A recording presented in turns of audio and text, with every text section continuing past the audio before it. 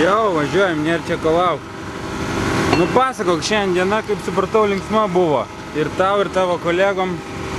Jo, bet tai nebūna nelinksmų dienų.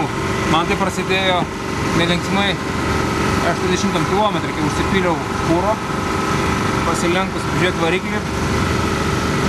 Tepaliukas pasirodė.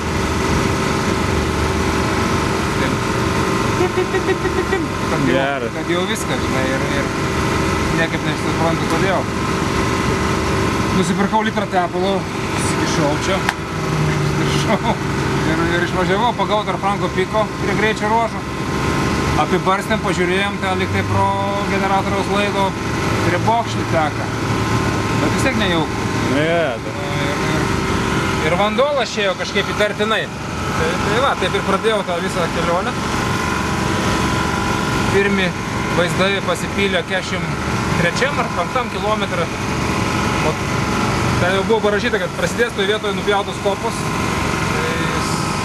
Motociklas dega, pilotas sėdi, malūnsparnis skraido, operatoriai filmuoja. Visi patenkinti išskyrus tą žmogų, turbūt, kuris ten sėdėjo. Dar pravažiavus kokie 10 km nupjauto kopo, vėl nulėkė 2 motociklininkai.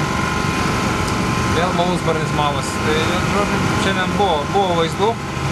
Ir dar tarp mašinų jų irgi yra nemažai, nes nepavijo manęs mašinų šiandien, tai nemačiau aš iš tikrųjų. Visumoj... O kaip kas tavo kolegom irgi sakei kažkas? Nu, susitrenkė. Franko nugarą, Paulo koja, griuvo ir trečias.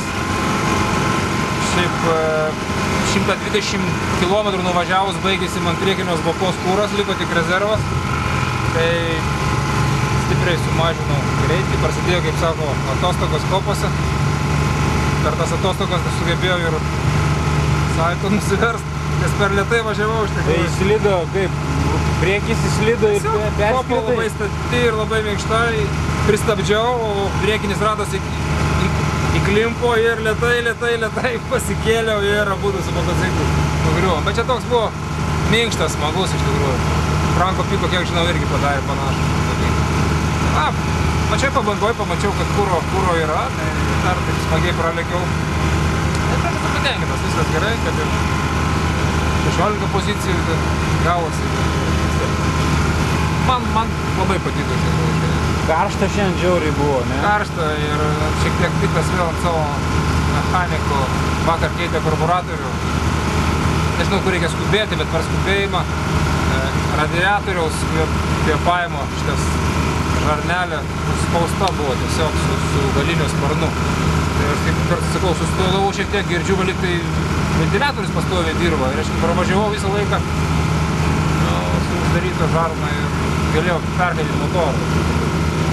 Na tai va, tokia diena. Rytoj kas laukia? Labai panašus dalykai, va, kaip tik turiu legendų, tai mano laipsniai, kopos. Laukia dar viena tikra baila Dakaro trasa. Super, gerai. Nori linkėjimų perduoti kam nors? Būtinai. Namiškiams be abejo. Ne visi mato. Žmona dar nemato. Vaikai mato. Nors žmona internete pamatys vis tiek. Ir mamai, ir tėčiui, ir broliui, ir draugams, enduristams. Iš tikrųjų. Enduristams! Kopose važinėtis iš tikrųjų yra jėga. Šiandien vienas, čia prie finišo, kur sėdėjau toj dideliai kopoj, vienas šiaip bičias čia vietinis enduristas, policininkai ten jį gaudo, o tas per trasą pirmin atgal važinėja, žinai, bet matosi, žinai, toks įkalęs gerai, žinai, iš tik prieš trasą, jo, duoda. Gerai, gintai. Žiūrovai šiemet kažkaip išdėlioti toli iš tikrųjų, matyt, tai yra padarytos atitvaros, jų traso iš tikrųjų visai nėra. Įdomu. Gerai, kol kas tada, iki.